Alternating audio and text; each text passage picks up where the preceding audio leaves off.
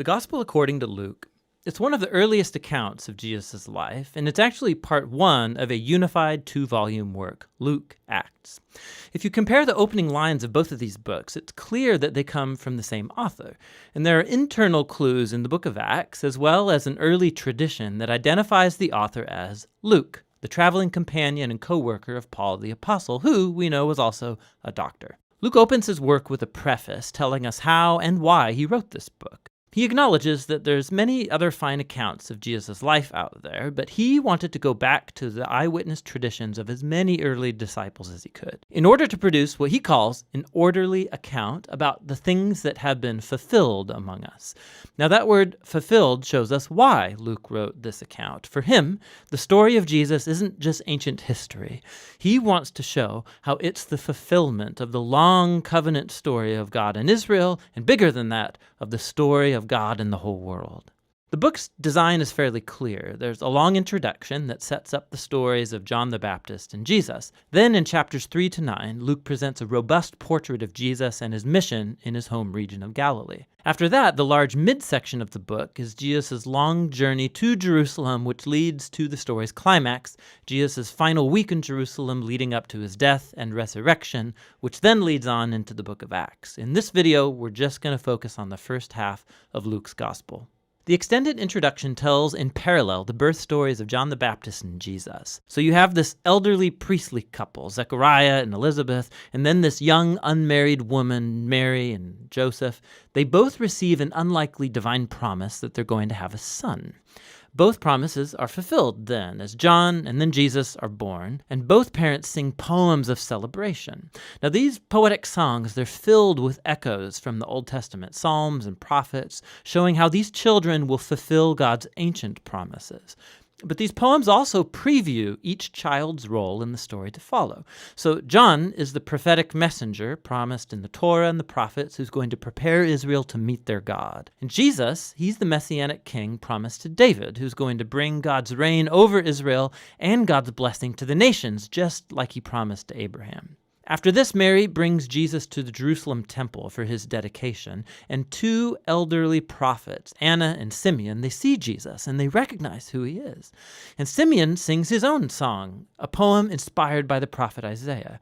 He says, "This child is God's salvation for Israel, and he will become a light to the nations." So with all this anticipation, the story moves forward into the next main section, where Luke presents Jesus and his mission. He sets the stage with John's renewal movement at the Jordan River, where he's calling a new, repentant, recommitted Israel into existence through baptism. He's preparing for the arrival of God's kingdom. And then Jesus appears as the leader of this new Israel, and he's marked out by the Spirit and the voice of God from heaven. He is the beloved Son of God. After this, Luke follows with the genealogy, and it traces Jesus' origins back to David, then back to Abraham, and then all the way back to Adam from the book of Genesis. Luke's claiming here that Jesus is the messianic king of Israel who will bring God's blessing, but not only to Israel, the family of Abraham. He is here for all the sons of Adam, for all humanity. After this, Luke has strategically placed the story of Jesus going to his hometown Nazareth, where he launches his public mission. At a synagogue gathering, Jesus stands up and he reads from the scroll of Isaiah, saying, "The Spirit of the Lord is upon me, to preach good news to the poor and freedom for the prisoners, new sight for the blind and freedom for the oppressed." Now, along with the other Gospels, Jesus is presented here. He's the Messianic King bringing the good news of God's kingdom. But what Luke uniquely highlights are the social implications of Jesus' mission. So he brings freedom. The Greek word is aphesis. It literally means release, and it refers to the ancient Jewish practice of the year of Jubilee described in Leviticus 25. It's when all Israelite slaves were released, when people's debts were canceled, when land that was sold is returned back to families. It's all a symbolic reenactment of God's liberating justice and mercy. And then Jesus says that this good news of release is specifically for the poor. Now, in the Old Testament, the poor, or in Hebrew, ani, it's a much broader category than just people who don't have very much money. It refers also to people of low social status in their culture, like people with disabilities or women and children and the elderly.